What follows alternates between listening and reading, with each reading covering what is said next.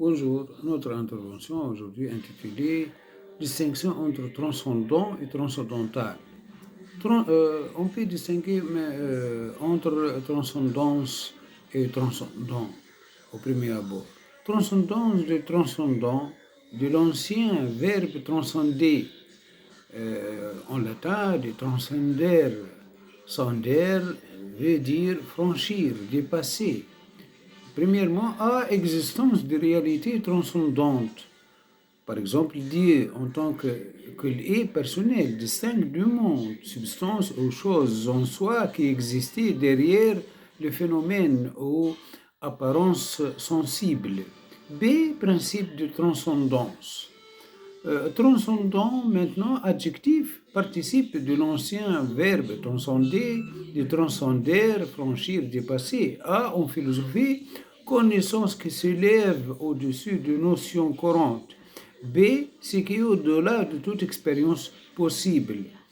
Nous appelons, je cite Kant dans Critique de la raison pure, Introduction à la dialectique transcendantale, paragraphe 1, nous appellerons émanant les principes dont l'application se tient absolument dans le borne. Le borne veut dire l'expérience possible, le transcendant, ce qui sortait de ses limites.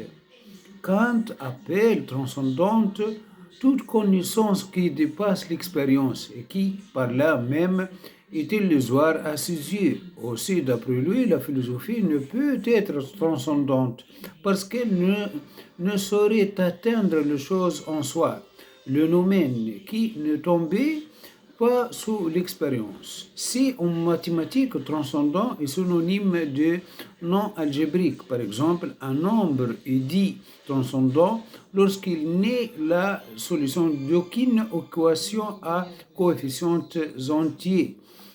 Maintenant, transcendance.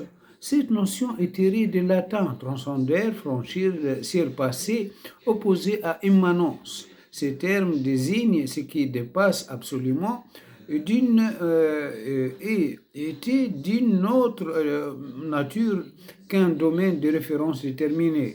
Au Moyen Âge, ce terme qualifie Dieu et se confond avec l'absolu. Chez Pascal, il permet de séparer radicalement l'ordre du cœur, infiniment supérieur à celui de l'esprit, lui-même transcendant celui du corps. Dans la pensée de Kant est transcendant ce qui est au-delà de toute expérience possible. L'usage transcendant du concept de l'entendement est donc dénoncé comme illégitime. Pour la philologie et l'existentialisme, la transcendance désigne tout ce qui est au-delà de la conscience. Heidegger y voit la structure essentielle du sujet, dont le propre est de se projeter au-delà de lui-même. Dans la transcendance de l'ego, 1963, Sartre 1936, dans la transcendance de l'ego, 1936, Sartre montre conséquemment que la conscience, parce qu'elle est toujours jetée en avant d'elle-même, ne peut se saisir réflexivement sans se transformer en objet. Deuxièmement, transcendantal. Transcendantal, transcendantaux, du transcendant, de l'ancien verbe transcender, de transcender, transcendance, franchir, dépasser. Premier A, sens scolastique, attribut qui conviennait à tous les êtres. B, sens conscient, c'est une condition a priori et non une donnée de l'expérience. C'est une condition a priori, transcendantale. Et non une donnée de l'expérience. Quand nom transcendantal, tout élément a priori de la pensée, c'est-à-dire indépendamment de l'expérience, lequel rend la connaissance possible. La philosophie est transcendantale parce qu'elle applique aux données de l'expérience, c'est-à-dire aux phénomènes. Les catégories ou formes a priori de l'entendement, ces catégories sont des notions transcendantales. C'est par suite une étude dite transcendantale quand elle a pour objet le principe ou idée a priori dans le rapport nécessaire avec l'expérience. Exemple esthétique, transcendantale, analytique transcendantale, dialectique transcendantale. Que veut dire donc transcendantal? Ce terme technique est d'abord utilisé en scolastique pour désigner le concept qui dépassant les catégories. Sont si généraux qu'ils pouvaient se convertir les uns dans les autres, comme l'être est vrai et le vrai est. L'un, le vrai, l'être sont ainsi des transcendantaux. Mais l'usage le plus courant de mots se trouve chez Kant. Il s'oppose à empirique et désigne ce qu'est la condition de l'expérience par opposition à ce qui est le contenu de l'expérience, et transcendantale toute étude qui porte sur une relation nécessaire du sujet à son expérience possible du monde.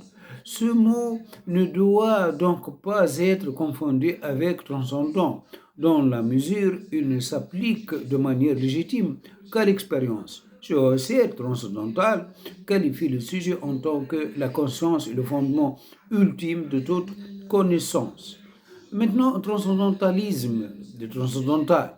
A, doctrine qui admettait des concepts ou formes a priori dominant l'expérience.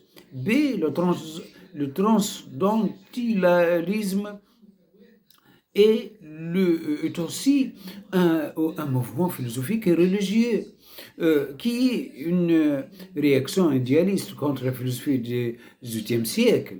Emerson est le principal représentant. Le mouvement transcendentaliste a profondément influencé la littérature, la philosophie, la réforme sociale aux États-Unis. Donc, que veut dire transcendentalisme américain? Mouvement philosophique né aux États-Unis dans les années 1830 et dont les principaux représentants sont Ralph Emerson, fondateur en 1936, en 1836 à Concord, Massachusetts, d'un transcendantal club, et Henri Thoreau, considéré comme le Rousseau américain. Le transcendentaliste s'opposait aux positivistes matérialistes de leur époque, qu'il jugeait corrompus à l'héritage de la pensée empiriste de Locke, ainsi qu'à l'Église unitarienne alors dominante en Nouvelle-Angleterre, inspirée par le romantisme, celui de Herder et de Schleiermacher, et par l'idéalisme, celui de Kant, Fichte et Schelling, allemand, qu'il connaissait surtout par des ouvrages de seconde main, comme de l'Allemagne Mademoiselle de Staël, traduit à New York en 1814. Les partisans du transcendentalisme entendaient proposer un nouvel humanisme fondé sur la croyance en la bonté originelle de l'homme, son possible ressourcement dans la nature, qu'il idéalisait et voulait protéger contre le méfait de l'industrialisation, convaincu que l'individu peut se transcender lui-même s'il retrouve en lui, au contraire de la vie sauvage, la pureté qu'il a perdue. Le transcendentalisme souhaite promouvoir une forme de sagesse fondée sur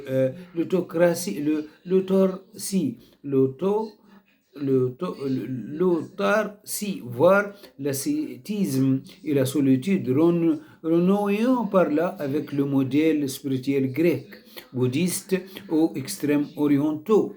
Ce mouvement, bien qu'ayant été d'une courte durée, exerça une profonde influence sur des écrivains américains majeurs comme Herman Melville et Walt Whitman. Conclusion, Kant distingue transcendant et transcendantal. Et transcendant, ce qui dépasse les limites de l'expérience possible, et transcendantal, ce qui conditionne a priori toute expérience possible. Voilà notre intervention intitulée Distinction entre transcendant et transcendantal est terminée. Merci bien de votre attention. Au revoir.